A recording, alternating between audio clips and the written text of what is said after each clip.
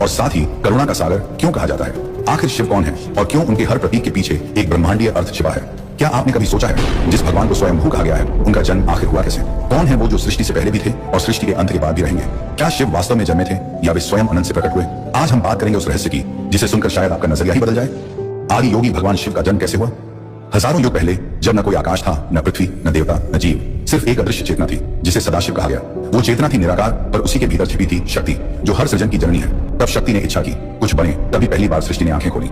शिव पुराण कहता है जब सदाशिव और शक्ति ने एक नए पुरुष की रचना की सोची तो उनके तेज से दो शक्तियां उत्पन्न हुई, पहली विष्णु, दूसरी ब्रह्मा। फिर उन दोनों से प्रकट हुए एक अद्भुत रूप शंकर, जो न जन्मे थे, न बनाए गए थे, बल्कि स्वयं चेतना के रूप में अस्तित्व में आए थे। इसलिए उन्हें कहा गया स्वयंभू। हर युग, हर ग्रंथ ने शिव के जन्म को अलग तरह से समझाया है, पर हर जगह एक बात समान है, शिव स्वयं से प्रकट हुए हैं। विष्णु पुराण कहता है जब विष्णु गहरे ध्यान में थे, उनके माथे से एक दिव्य ज्योति निकली। वो ज्योति रूप थी महादेव की। वहीं वायु पुराण और लिंग पुराण कहते हैं शिव का कोई आरंभ नहीं, वे अंत से पहले भी हैं, आरंभ के बाद भी। वे प्रकाश हैं और वे अंधकार भी। वे सृष्टि के साक्षी हैं और सृष्टि के पार भी। स्वयंभू यानी जो किसी से उत्पन्न न हुआ हो, जो खुद अपनी सत्ता से प्रकट हुआ हो। शिव स्वयंभू हैं क्योंकि वे सृष्टि से पहले चेतना के रूप में विद्यमान थे। उनका जन्म किसी जैविक अर्थ में नहीं हुआ, बल्कि वो निराकार से साकार रूप में अवतरित हुए। इसीलिए उनके दो रूप माने जाते हैं, शिवलिंग यानी निराकार और महादेव जो साकार है। ऋग्वेद में उनका पहला नाम था रुद्र। रुद्र यानी वो जो आकाश में गरजते हैं, जो भय पैदा करते हैं, पर वही भय रक्षा में बदल जाता है। धीरे धीरे यही रुद्र पुराणों में बने महादेव। त्रिदेव में एक ब्रह्मा सृजन करते हैं, विष्णु पालन करते हैं और शिव करते हैं संहार, ताकि सृष्टि का संतुलन बना रहे। कहते हैं शिव का जन्म नहीं हुआ, वे अविभाज्य तत्व हैं, न शुरुआत न अंत। वही शून्य है, वही पूर्ण है। क्या आपने कभी सोचा है अगर सब कुछ समय के अधीन है तो शिव कैसे हैं? समय से परे महाकाल। कमेंट में जरूर बताइए। अब बात करते हैं भगवान शिव के हाथों में विराजमान त्रिशूल के बारे में। आखिर वो महादेव के पास कैसे आया?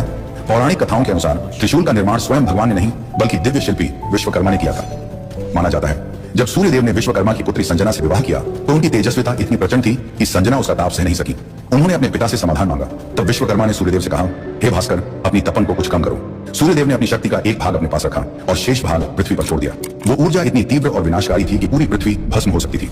तब विश्वकर्मा ने अपनी दिव्य शक्ति से उस ऊर्जा को नियंत्रित किया और उसी से गढ़ा गया एक अद्वितीय अस्त्र त्रिशूल। उन्हें पता था इस शस्त्र को धारण करने की क्षमता केवल एक ही देवता में है, महादेव में, क्योंकि शिव ही हैं जो सृष्टि की विनाशकारी शक्तियों को संतुलित कर सकते हैं। इसलिए उन्होंने वह दिव्य अस्त्र त्रिशूल भगवान शिव को समर्पित कर दिया। यह त्रिशूल केवल एक हथियार नहीं, यह तीन गुणों सत्व, रजस और तमस का संतुलन है। जब ये तीनों नियंत्रित हो जाते हैं तभी मन स्थिर होता है, और वही है शिवत्व की अवस्था जहां विनाश भी सृजन बन जाता है। अगर आप हमारे चैनल पर पहली बार आए हैं तो इसे सब्सक्राइब करना ना भूलें और वीडियो को लाइक जरूर करें, क्योंकि यह आपके लिए सिर्फ 1 सेकंड का काम है, लेकिन इससे हमारी टीम को बहुत बड़ा समर्थन मिलता है। आइए अब बात करते हैं भगवान शिव के गले में विराजमान नाग के बारे में। आखिर महादेव के पास कैसे आया? पौराणिक कथाओं के अनुसार जिस नाग को हम भगवान शिव के गले में देखते हैं उसका नाम है वासुकी।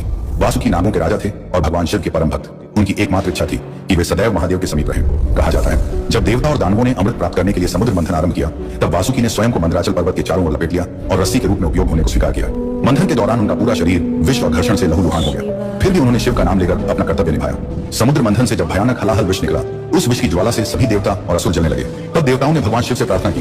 तब उन विष से सृष्टि को बचाने के लिए भगवान शिव ने विष का पान किया, जिससे उनका कंठ नीला पड़ गया और वे नीलकंठ कहलाए। नागों के राजा वासुकी ने मंथन के दौरान रस्सी के रूप में मेरु पर्वत का सहयोग किया था, जिस पर प्रसन्न होकर शिवजी ने उन्हें अपना आभूषण बना लिया। यह वासुकी नाग का शिव के गले में रहना शिव की निर्भयता और नकारात्मक शक्तियों पर नियंत्रण का प्रतीक है।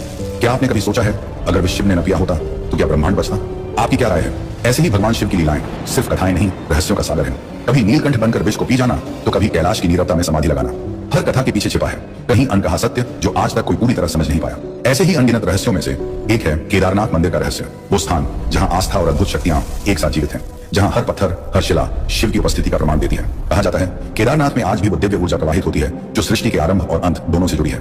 इन अनजाने रहस्यों को जानने के लिए देखिए हमारी डॉक्यूमेंट्री केदारनाथ का रहस्य। यह सिर्फ एक वीडियो नहीं, यह एक आध्यात्मिक यात्रा है जहां हर दृश्य, हर शब्द आपको शिव के और निकट ले जाएगा।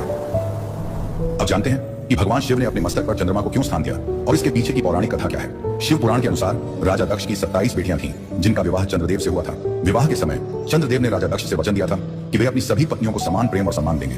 लेकिन विवाह के बाद चंद्रदेव का झुकाव अपनी एक पत्नी रोहिणी की ओर अधिक हो गया। इससे उनकी अन्य पत्नियां उदास रहने लगीं और उन्होंने अपने पिता दक्ष से इसकी शिकायत की। जब दक्ष को यह बात पता चली तो वे अत्यंत क्रोधित हो गए और उन्होंने चंद्रदेव को श्राप दे दिया। उन्होंने कहा चंद्रदेव एक भयानक बीमारी के शिकार होंगे और 15 दिनों में धीरे धीरे क्षीण होकर अंततः लुप्त हो जाएंगे।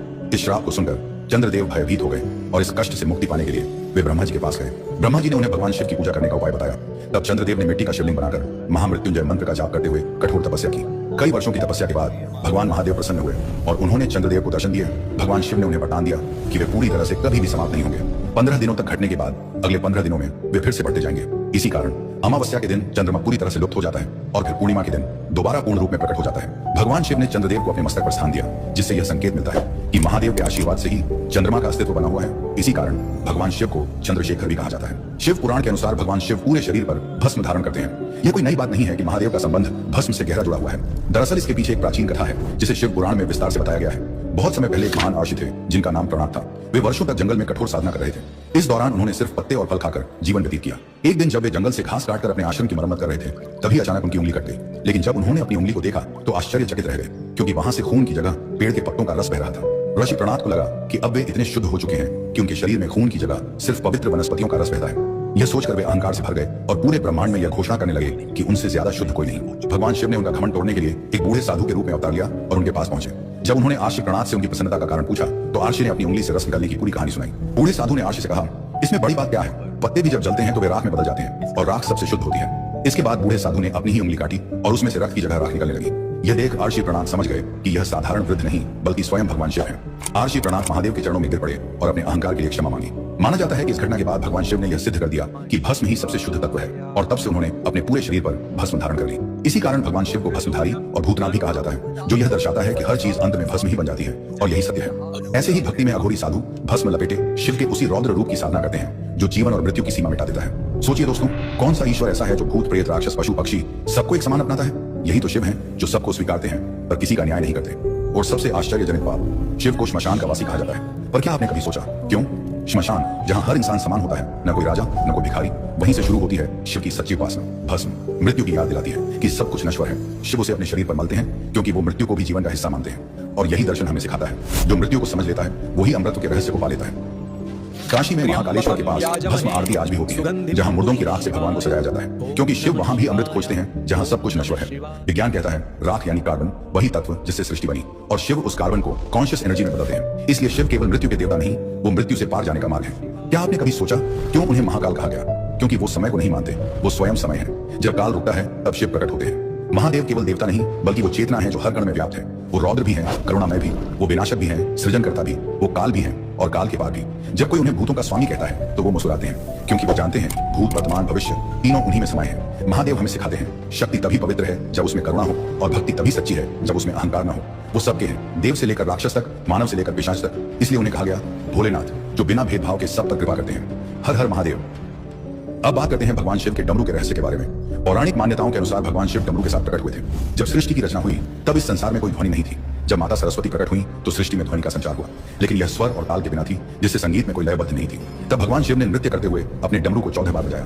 डमरू की ध्वनि से व्याकरण, संगीत, छंद और ताल उत्पन्न हुए। इस ध्वनि से ही संसार में चंचलता और ऊर्जा का संचार हुआ। मान्यता है कि जब भगवान शिव अपने डमरू को बजाकर तांडव नृत्य करते हैं तो प्रकृति में एक नई ऊर्जा का संचार होता है। शिव महापुराण के अनुसार चिल्लात मुनि एक महान तपस्वी थे, लेकिन उन्हें यह चिंता थी कि उनकी वंश परंपरा आगे नहीं बढ़ेगी। उन्होंने कठोर तपस्या कर भगवान शिव को प्रसन्न किया और उनसे यह वरदान मांगा कि उन्हें एक ऐसा पुत्र प्राप्त हो जो जन्म और मृत्यु के चक्र से मुक्त हो। भगवान शिव उनकी तपस्या से प्रसन्न हुए और उन्हें वरदान दिया कि वे स्वयं उनके पुत्र रूप में जन्म लेंगे। कुछ समय बाद शलादर प्राप्त हुआ, जिसका नाम उन्होंने नंदी रखा। यह बालक जन्म से ही दिव्य शक्तियों से युक्त था और महान विद्वान बना। जब नंदी को ज्ञान हुआ कि संसार में मृत्यु अटल है तो वे अत्यंत दुखी हुए। तब शिलादित्य भक्त और अपने गणों का अधिपति बना दिया। भगवान शिव ने नंदी को अमृत का वरदान दिया और उन्हें अपना वाहन बनाया। इसके साथ ही शिव जी ने घोषणा की कि जहां भी नंदी की पूजा होगी वहां उनकी भी आराधना की जाएगी। यही कारण है कि हर शिव मंदिर में नंदी की मूर्ति भगवान शिव के समक्ष विराजमान होती है। नंदी के विवाह की भी एक कथा है। भगवान शिव ने मर्दों की पुत्री सुयशा से नंदी का विवाह करवाया था। इससे यह सिद्ध हुआ कि वे केवल एक वाहन ही नहीं बल्कि एक महत्वपूर्ण दिव्य शक्ति भी है।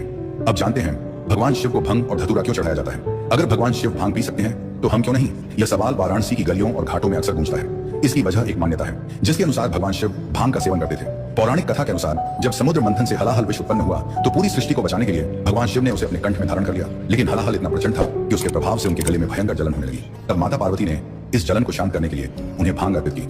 अथर्व वेद के अनुसार भांग के पत्तों में ऐसे औषधीय गुण होते हैं जो शरीर में ठंडक उत्पन्न करते हैं। यही कारण है कि शिव जी ने पहली बार इसका सेवन किया था। एक अन्य कथा में बताया गया है कि एक बार परिवार से नाराज होकर शिव जंगल में चले गए और एक पौधे के नीचे सो गए। जागने पर उन्होंने जिज्ञासावश उस पौधे की पत्तियां खाई, जिससे उनकी थकान दूर हो गई। वह पौधा भांग का था। शिव का भांग से जुड़ाव भौतिक भोग नहीं बल्कि आध्यात्मिक वैराग्य और चेतना से परे की स्थिति को दर्शाता है। कई विद्वान यह भी मानते हैं कि भांग और धतूरा जैसी चीजें चढ़ाना भक्तों द्वारा अपनी बुराइयों को भगवान के सामने त्यागने का प्रतीक है। यह जानना महत्वपूर्ण है कि धार्मिक ग्रंथों जैसे शिव पुराण में शिव के गांजा पीने का कोई सीधा उल्लेख नहीं है। इसके बावजूद भी आज की युवा पीढ़ी शिव जी का नाम लेकर भांग और गांजा जैसी नशीली चीजों का सेवन कर रही है। दोस्तों, क्या आज की युवा पीढ़ी श्रद्धा के नाम पर भांग और गांजे का सेवन करके अपना जीवन बर्बाद कर रही है? क्या यह आस्था का हिस्सा है या एक गलत आदत? कमेंट में अपनी राय जरूर लिखें। आइए अब बात करते हैं शिव जी की जटाओं में विराजमान गंगा जी के बारे में। आखिर कैसे आई वो उनके पास? जब राजा भगीरथ ने अपनी कठोर तपस्या से ब्रह्मा जी को प्रसन्न कर लिया तो ब्रह्मा जी प्रकट हुए और वर मांगने को कहा। तब राजा भगीरथ ने कहा कि मेरे 60,000 पूर्वज जो भगवान कपिल मुनि के श्राप से भस्म हो गए थे, उनके उद्धार के लिए गंगा जी को पृथ्वी पर भेजने का वर दीजिए। तब ब्रह्मा जी ने कहा, हे राजन, गंगा का वेग अत्यंत प्रचंड है, उन्हें रोकने की शक्ति शिव जी के सिवाय और किसी में नहीं।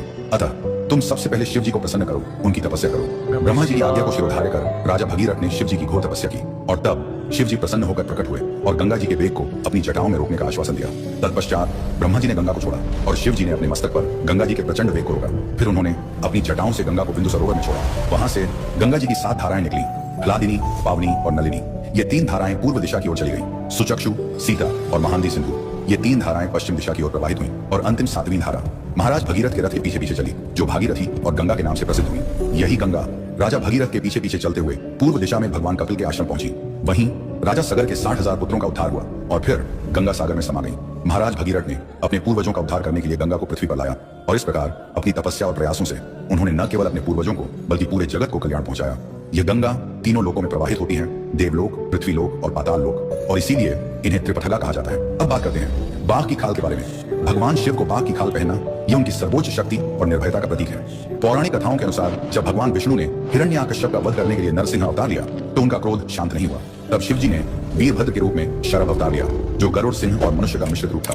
शरभ ने नरसिंह भगवान पर प्रहार किया, जिससे वे घायल हो गए। इसके बाद नरसिंह भगवान ने अपना शरीर त्याग दिया और शिव जी से निवेदन किया कि वे उनके चर्म को अपना आसन स्वीकार करें। शिव जी ने यह निवेदन स्वीकार कर लिया और नरसिंह के चर्म को अपने आसन और वस्त्र के रूप में धारण कर लिया।